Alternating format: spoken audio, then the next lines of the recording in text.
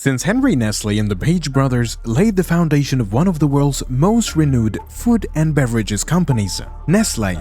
The world's biggest food company, Nestle. Nestle promises you good food. The Nestle company. Nestle. Nestle. In 1866, a lot has changed. The brand has become so popular around the world that you'd be willing to place a bet on finding at least one of its products in a random household anywhere from America to Europe, Asia, and Africa. Ranked as the biggest food and beverages company in the world, it is no surprise why Milo, one of Nestle's leading sub-brands, is the most chosen beverage brand among consumers in Malaysia, Singapore, and most parts of Africa. With an estimated 275,000 employees around the globe and a staggering annual revenue of CHF 94.4 billion, Nestle is ranked by many experts ahead of Unilever, Kraft Foods, Dr. Pepper, Danone, Mars, and Hershey. But how did Nestle get this big in the last 150 years? Well, to find out, join us as we head to Switzerland, where it all began. We at Business Chronicles tell extraordinary business stories. Please subscribe to our channel to help us make more videos. Contrary to what most people think, Nestle wasn't originally how the company began. Its story begins with a merger in 1905 between the Anglo-Swiss Milk Company, which was initially established in 1866 by brothers George and Charles Page, and Farine Lactée Henry Nestle, founded in 1867 by Henry Nestle.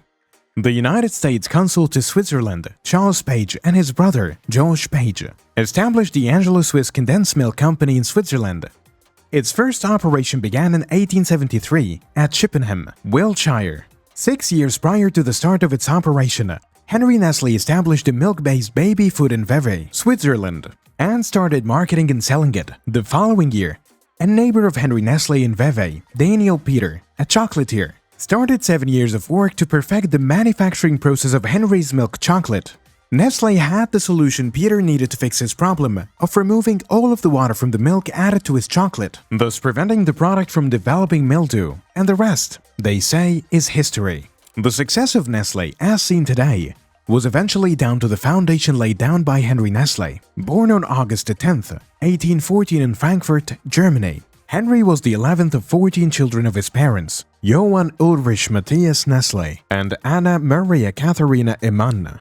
By tradition, Henry's father inherited the business of his father, Johann Ulrich Nestle, and became a glazier in Tongas Gas.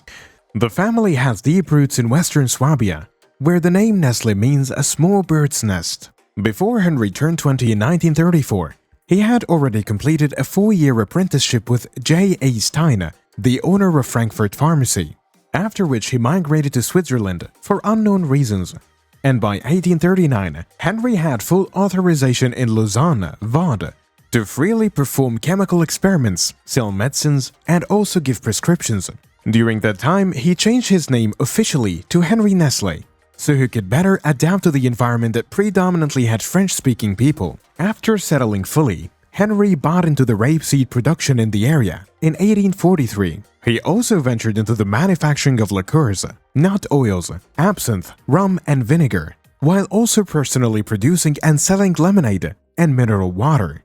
Although he gave up mineral water production during the European food crisis in the 1840s, by 1857, he turned his focus to gas lighting and fertilizers. While it isn't exactly sure when Henry Nestle began to work on his infant formula project, he did produce a viable powdered milk product in 1867, a product that marked the start of what the company has become today. Henry's interest is known to have been spurred by several factors. His formula included combining cow milk with sugar and grain to create substitutes for breast milk. To make it even better, his friend, Jean Balthazar Schnetzler, a scientist of human nutrition, helped him remove the starch and acid in whey flour, as it was difficult for babies to digest them. Henry's product was initially called children's flour, or Kindermehl, because it had an edge over Liebig's soup for infants, due to its ease of preparation, and the fact that it only needed to be boiled before being used for feeding. It was also a viable option for children who weren't able to be breastfed.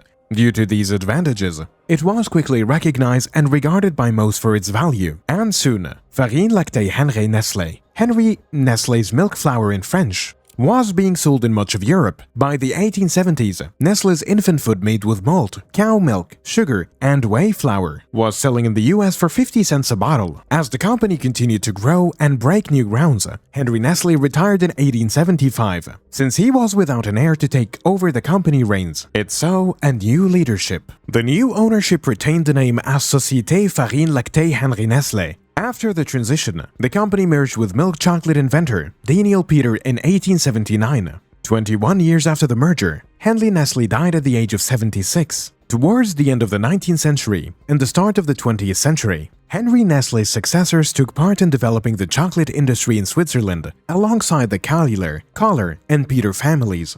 In 1904, Daniel Peter, alongside the sons of Charles Amédée Kohler, the founder of the chocolate factory, became founder and created the Société Générale Suisse des Chocolates Pita et Kohler Renews. Their alliance allowed the company to start its milk chocolate production in the United States at its Fulton plant. The company created by the pair eventually merged with Kohler, a known family in the business at a time whose factory in Brock is still used by Nestlé to date. A year later, the journey to Nestlé as we know it began when it merged with the Anglo-Swiss in 1905 to form the Anglo-Swiss Condensed Milk Company. The name was retained for over 40 years until the 1947, when it was changed to Nestlé Alimentana SA due to the acquisition of Fabrique de Produits Maggi SA and its holding company Alimentana SA. In 1977, the current name of the company was adopted. After the merger in 1905, the company started operating factories in the United Kingdom, the United States, Spain, and Germany, with the First World War creating a huge demand for dairy products in the form of government contracts that saw Nestle's production double. In January 1919, after the end of the war, Nestle used part of its massive profit to purchase 2 separate condensed milk plants in Oregon from the Jabesh and Jopin for a whopping $250,000. The purchase allowed Nestle to increase its processing power to 250,000 pounds of condensed milk on a daily basis. As consumers started switching back to fresh milk after the war, Nestle's management made a quick response to this change by streamlining operations and reducing debt. As the war ending also meant no more government contracts, to cushion the change, Nestle began its expansion into a totally new product, pushing its chocolate manufacturing down the priority list. Next came the Second World War, which saw the company's profit drop from $20 million in 1938 to $6 million just in a year. During the war, Nestle set up new factories, particularly in South America. And ironically, the war saw the introduction of one of the company's most notable products, Nescafé, which means Nestlé's coffee. Nescafé soon became a favorite drink for the US military. However, Nestle supplied both sides of the war, which increased its production and sales exponentially. The aftermath of the war saw Nestle enter a dynamic phase, with accelerated growth and several acquired companies. In 1947, Nestle merged with Maggi, a renowned manufacturer of soup and seasoning, followed by Cross & Blackwell in 1950, Findus in 1963, Libby's in 1971, Stouffer's in 1973, and Alcon Laboratories Incorporation in 1977, which costed $280 million. More acquisitions followed during the 1980s until 1986, when it founded Nestlé Nespresso SA in 1988. A $4.5 billion deal saw Nestlé acquire British confectionery company Rowntree Mackintosh, bringing brands such as Kit Kat, Rollo, Smarties, and Aero. Further acquisitions came towards the end of the century, while Nestlé acquiring Italian brands San Pellegrino and Donofrio in 1997. At the start of the 21st century, Nestlé made a move to complete 2 major acquisitions in North America to strengthen its reach by merging its US ice cream business into Dreyer's in 2002. Later that year, Nestlé acquired Chef America for $2.6 billion. During the same period, Nestlé was seeking accelerated growth, so it made an attempt at joint bid with Cadbury to purchase one of its largest competitors, Hershey's. However, the deal fell, and in 2005 Nestlé settled for another expansion when it bought the Greek company Delta Ice Cream for £240 million. The following year, it took total ownership of Dreyer's and became the world's largest maker of ice cream, with a 17.5% share of the entire market. In 2007, Nestlé acquired the medical nutrition division of Novartis Pharmaceuticals for $2.5 billion, and also acquired the milk flavoring product known as Ovaltine. Nestlé decided to return to its roots in 2007 when it bought the popular US baby food manufacturer Gerber for $5.5 million. And in December of that year, it entered into a partnership with Pierre Marcolini, a Belgian chocolate maker. After previously purchasing Alken Laboratories in 1977, Nestlé decided to sell its controlling stake in the company in 2010 as part of a broader $39.3 billion offer made by Novartis to acquire the world's largest eye care company fully. Shortly after the sale, Nestlé concluded the purchase of Kraft Foods North America frozen pizza business for $3.7 billion. In an attempt to reduce the declining state of confectionery sales and the danger of expanding government regulations of such foods, Nestlé started working to change into a nutrition, health, and wellness company in 2010. Ed Baitage, the head of Nestlé Institute of Health Science, led the effort, which was aimed at developing a new industry between food and pharmaceuticals by making foodstuff using preventative and corrective health properties capable of replacing pharmaceutical drugs from pill bottles. Nestlé saw huge success from the initiative, as the health science branch was able to make several products like protein shakes and drinks to fight malnutrition, digestive health, obesity, diabetes and other diseases. To further solidify its nutrition base, Nestlé SA agreed to buy 60% of Sufushi International Limited for about $1.7 billion in July 2011. And by April the following year, it acquired Pfizer Incorporation Infant Nutrition, formerly Wyeth Nutrition. The unit costed them $11.9 billion, topping a joint bid from Danone and May Johnson. Just when you think you know how big Nestlé is, you realize you're just scratching the surface. In the early 21st century, which saw Nestlé's become increasingly dominant and large enough to acquire several companies and brands, it also extended its hands into the sporting and sponsorship world. In 2001, the company began the sponsorship of Tour de France, with the agreement later extended in 2004. A move that showed how much Nestlé was invested in the tour. In July 2009, Nestlé made an announcement in collaboration with the organizers of the Tour de France that their partnership would continue until 2013. For Nestlé, the main benefit of the deal was a promotion aimed at spreading 4 key brands from its portfolio, which included Vittel, Powerbar, Nesquik and Ricoeur. In August 2010, the Beijing Musical Festival signed an agreement with Nestlé to extend the company's sponsorship of its International Music Festival by an extra 3 years, after having already been the main sponsor of the event since 2000. During that period, Nestlé also renewed its sponsorship of the Salzburg Festival in Austria for a further 4 years after having sponsored it for the past 20 years, allowing them to create the Nestlé and Salzburg Festival Young Conductors Award, an initiative that aims to discover young conductors globally and contribute to the development of their career. By 2012, Nestlé returned back into sports when the International Association of Athletics Federation announced that Nestlé would be the main sponsor for the further development of IF's Kids Athletics program, one of the biggest grassroots development programs in the world of sports. The partnership was initially for a 5-year period, with an expiring date in 2017. However, in 2016, Nestlé pulled out due to the corruption and doping allegation against the IF. The decision came after large sponsors like Adidas pulled out. Nestlé also supported the Australian Institute of Sport on a number of nutrition and fitness fronts that included funding a fellowship position in AIS Sports Nutrition, nutrition activities in the AIS Dining Hall, research activities, and the development of education resources to use at the AIS and the public domain. From 2012 onwards, Nestlé Health Science increased its operation through several acquisitions. It started with Vitaflo, a company that produced clinical nutritional products for people living with genetical disorders. Similar to the Vitaflo acquisition, Nestlé bought CM&D Pharma Limited, a company that specializes in the development of products for patients with chronic conditions like kidney disease. But it didn't stop there. Nestlé Health Science then acquired Prometheus Laboratories, a company that specialized in the treatment of cancer and gastrointestinal diseases. In 2013, Nestlé sold off the Jenny Craig's business unit to the North Castle Partners and then purchased Pamlab, which produces medical goods using L-methylfolate, targeting depression, memory loss, and diabetes. By 2014, Nestlé made another sale. This time, it sold its Powerbar sports nutrition business to Post Holdings, before later announcing its plans to explore strategic options for its frozen food subsidiary,